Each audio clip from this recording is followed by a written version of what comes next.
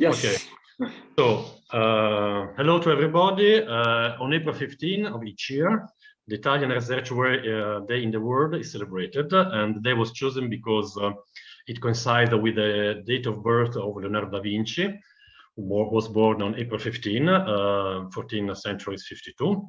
And you know that Leonardo da Vinci is the Italian symbol per excellence with regard to his genius, which he applied in different fields like art and science, and is recognized all over the world. And with this respect, I would like to recall that in 2019 in Kuala Lumpur, the Italian embassy, together with the National Art Gallery, organized an exhibition, Leonardo Opera Omnia, which was a great success and was visited by about 19,000 of people. And after Leonardo da Vinci, after half a millennium, Italian science and Italian researcher are still recognized as an excellence in a large part of the world. And today's initiative is organized in this perspective. Just a few words about myself. My name is Nicola Bianchi. I'm a diplomatic consular who is in charge for the scientific and technological relationship between Italy and Malaysia, and between Italy and Singapore and Indonesia as well. And the Italian embassy in Kuala Lumpur is organized this interview with a brilliant Italian researcher who has been working Southeast Asia from about 15 years before in Brunei and now in Malaysia. And unfortunately, since we are in a pandemic period, we are forced to have this interview online, not directly. But our guest is Professor Paolo Coluzzi. Welcome, Paolo. And he currently works as an associate professor at the Department of Asian and European Languages at the University of Malaya in Kuala Lumpur.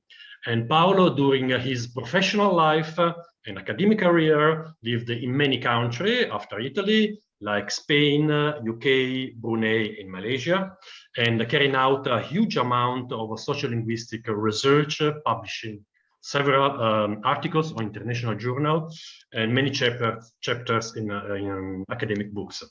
And he speaks many national languages, like Italian, I just read all to don't miss any, Spanish, English, Portuguese, Japanese, Malay, French, Dutch, German, and Mandarin. Of course, in some he's very fluent, in some the basics. But however, even more interesting is that Paolo is an expert of many minority languages and dialects.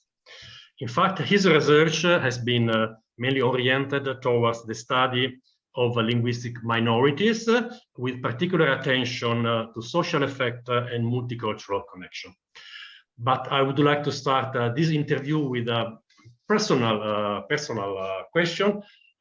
How your passion for languages started? How do you develop this ability? Because we Italians are not so smart in speaking many languages. So how all this started, Paolo?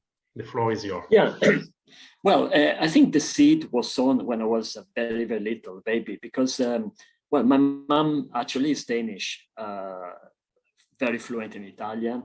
In fact, she never really spoke Danish to me. I'm Italian since I was a child. But in spite of that, I used to go to Denmark basically every summer to see my grandparents, etc. So I think even, that was, I think, the first seed, getting in touch with different cultures, different languages, even though I didn't speak much Danish. And then it just went on. When I was a young teenager, I used to go to summer camps on the northeast coast of Italy. And there were so many foreigners there. In those times, it was mostly Germans. And I was so fascinated, to see, to try to communicate with these Germans, especially. And I really realized how important it would be to learn foreign languages, to communicate, and to know a little bit more about, the cultures, etc. And then I just went on. When I started secondary school, by the way, I went to a very interesting secondary school. It was a kind of pilot project, Scuola Sperimentale.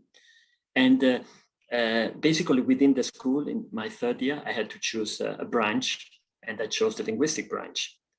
the language branch, let's say, where I went on learning English plus German. I also learned a little bit of Russian.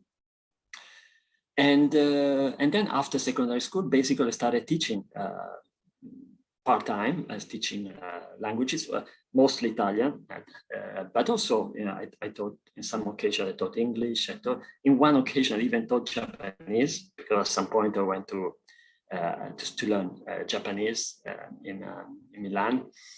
And yeah, and then as a few years later, I managed to get a scholarship, a grant from the British government to go to university. I mean, to start the BA in again, modern languages, this time Spanish, which I had started learning on my own before, Spanish and English literature. I went on teaching, when I was studying part-time, and I started teaching actually full-time when I ended up in Brunei 15 years ago. And I was teaching Italian and Spanish in Brunei. That was full-time. And after Brunei, I was offered a position here in Malaysia. And this is where I am now. I'm teaching Italian and related subjects, plus a little bit of linguistics in the, as Nicola said, Department of Asian and European Languages. So there is a BA. I think it's the only BA in Southeast Asia, BA in Italian. So it's a small division, it's not a big one, but yeah, we try our best. I think I've summed up a little bit. All this has, I've always been interested in languages. This is, as you can see from what I said, yeah, here there is a picture. This is part of my research in Malaysia because as Nicola said, I have this specific interest in minority languages, both in Italy and in Brunei and now in Malaysia. This is a traditional house of the Bidayu. Bidayu is a minority in Sarawak on the island of Borneo. And we went there for research with two of my colleagues, and I took a few pictures. This is just one of them. Yes, and I think it's very interesting because you know that now the world is becoming more and more globalized. Now we have a little bit stop because of the virus. This is not a good thing somehow. And so my question is, now there is a dominant language. You can call also sometimes imperialistic language like English, and this happens not just because of the teaching, mainly because of mass media dominance about this language. So how these languages can survive, and how the culture of these minorities can survive in this globalized world? Difficult, very difficult, because it's very difficult to get strong official languages, even state languages. You know, take the situation in Malaysia. Malay is the only official language in Malaysia. In Italy, Italian is the national language. Of course, now we have this law that protects 12 minority languages, but it's not a really, I mean, it could be improved, let's put it like that. And it is difficult, it's very difficult. There is a discipline called language planning, pianificazione linguistica, language planning, on which I did my PhD. So let's say it's my expertise area. And language planning is just for that, to try to help small languages to be maintained. And if they are about to disappear, to revive them, if possible at all. So language planning means basically to try to standardize, well, at least, I mean, to give a writing system to the small language if it hasn't got one, maybe in some cases standardized a little bit. And then most important thing, it has to give some form of prestige, status to the language. I mean, if the language hasn't got any status, any prestige, people don't want to keep it, right? And then try to spread it through maybe courses, through mass media. And it's not, as I said, it's not easy, and it's also costly. It's expensive, I mean, to do it. Some countries, actually like Spain is, I think it's quite a good example, has spent a lot of money for its minority languages. Unfortunately, not so much in Italy. There's still, I mean, even though there are some good things happening, a lot of activists, a lot of associations, but there is this law, 482, But in general, there's this idea that it's a kind of waste of time, learn English, learn computers, why wasting time on local languages? And I say, yes, of course, learn English, learn computer, whatever, but also keep your local language, because it's a source of culture. It's a source of satisfaction also. I mean, to be able to have your own language. I think why do we preserve historical buildings and then we don't want to preserve the languages? I mean, it sounds a bit strange to me. Yes, going back to Malaysia, you mentioned that, you see a nice photo of you. Yes. In Malaysia, there is just one national language, is Malay. So can you give some example of how other minority languages can survive and how this kind of local language are interconnected with local culture? I mean, music, local food, local tradition. So because this, I think, is a common link between languages and local tradition. Yeah, can you give some example in Malaysia? Yeah. In Malaysia, there are a lot of smaller minority or regional languages, around 140. In Italy, I didn't say before, but we might, if we count everything, include everything, maybe we can reach almost 40 languages, which is not bad at all for Europe. In Malaysia, many more, as I was around 100, a little bit over 140.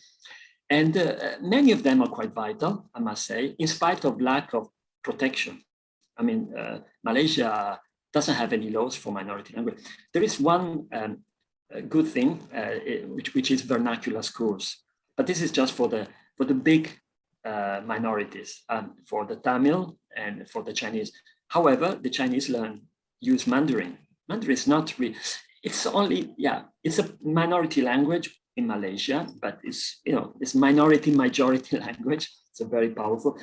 Up until 50, 60 years ago, very few people spoke Mandarin in Malaysia. Everybody spoke Cantonese, Hokkien, the other Chinese varieties. Some of them are quite lively, like Cantonese, Hokkien, partly because a lot of people speak them, and also because Cantonese is official in Hong Kong. There are a lot of films coming from Hong Kong and Macau. And Hokkien, it's official now in Taiwan. It's called Taiwanese there, but it's basically the same language, Southern Min. So some languages they manage to, in spite of lack of protection, they are still alive. Others are not in very good condition. Some smaller languages, some ASEAN minority. For instance, in the picture here, you can see, there's me on the on the left, and on the right, my two colleagues, and two Mahmeri in the middle. Mahmeri is they are a group of Orang Asli Aboriginal Malaysians. So we carried out some research there as well. Mahmeri is quite well preserved, I must say. Sometimes, for different reasons, some languages manage to be preserved, but the influence of Malay is still there. And in some other cases, as I said, for instance, Cristão is the Portuguese, let's call it Creole in Malacca. It is disappearing. I mean, there are activists doing very interesting things to preserve, but without much state support, and then there is English, as you said. English is the international. It's taking over. There are a lot of Malaysian whose first language is English. Interesting enough, among Chinese, but also sometimes among Malay and also among Indians. English is important nowadays. We cannot deny it. I think English should be, even in Italy, I think we don't do enough with English either. We should do more because English is important. Ideally, English, is a colonial, neo-colonial, imperialist language. England, America, I mean, they are really getting a lot of advantages. In theory, something like Esperanto, this constructed language, should be used because that would be sort of neutral. But the situation is that English has become international language. And I think, in fact, we are using English now, aren't we? Yes, sorry, about the culture. The second part of the question, about the connection with the culture and with other aspect of minorities. Dance, food, music, tradition, and so on. Of course, it's all related, because there is a culture behind the language. Culture includes everything, from dances, literature, everything. The thing is, it's much more difficult to preserve a language than the culture behind it. This is, again, Mahmeri. Yeah, it's a traditional house. Not far, very far from Kuala Lumpur, actually, near the coast. Very, very interesting. Anyway, it's not easy. Language is very difficult to preserve comparing with folk dances or other aspects, music, etc.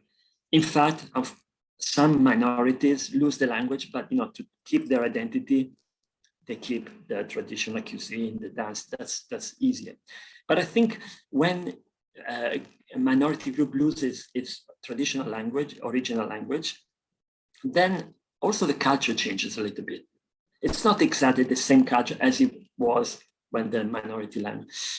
And then I think that's a pity, because it's not that difficult, to learn everything we need to learn and keep your own traditional language, heritage. We could call it heritage language.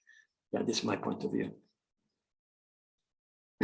Going back to our country, Italy, to my region, Lombardy. I was born in Lombardy, and I remember that my grandparents, when I spent some time in Pavia, I used to speak in dialect to my parents.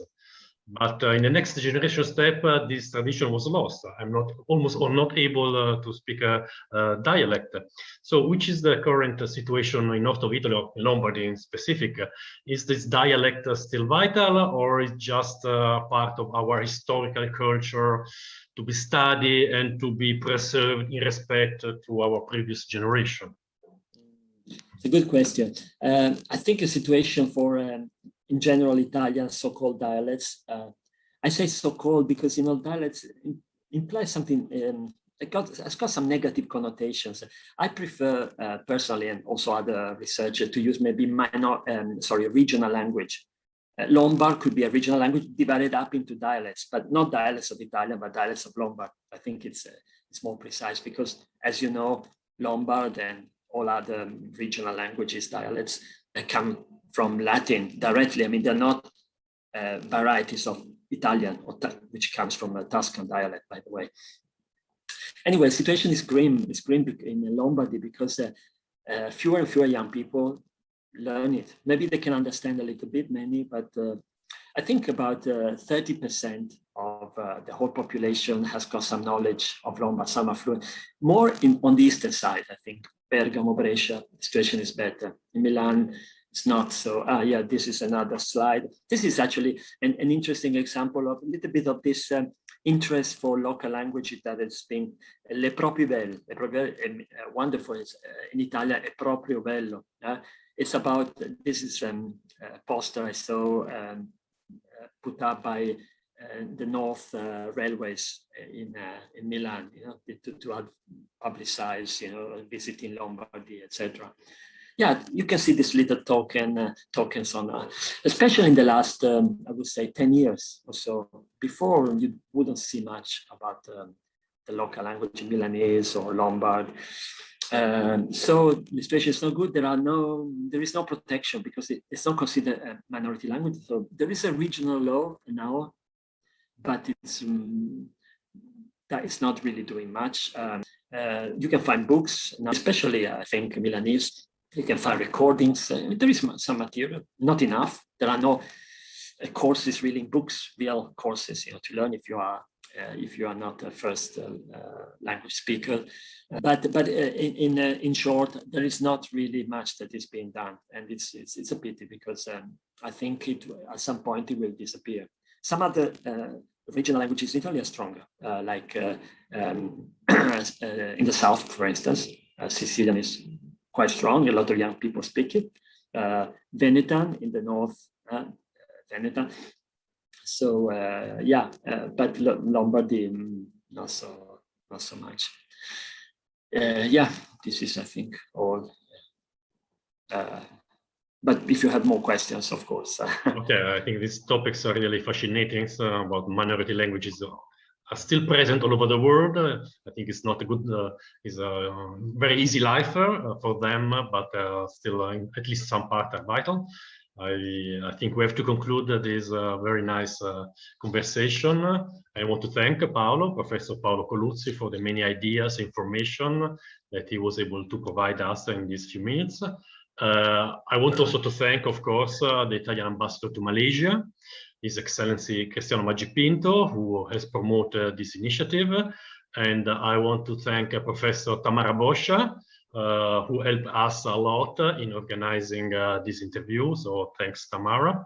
And I would like to conclude not with a sentence in Lombard language, as Paolo said, by a sentence by Tiziano Terzani. Tiziano Terzani was an Italian journalist and writer. He was spent a lot of years in Southeast Asia, and I think this sentence, and somehow also his life, is quite connected to the life and the work of Professor Coluzzi. So the sentence of Tiziano Terzani is like this. So each place is a mine. Just let yourself go. Give yourself time. Sit in a tea house watching the people go by. Stand in a corner of the market. Get your hair done and follow the thread of a skein that can begin with a word, with an encounter, with a friend of a person who has just met. And then the dullest, the most insignificant place on earth can become a mirror of the world, a window on life, a theater of humanity, in front of which one could stop without the need to go elsewhere. And the mine is exactly where you are. So just dig. Thank you very much. Thank you. Thank you, Paolo. Thank you, Tamara. Goodbye.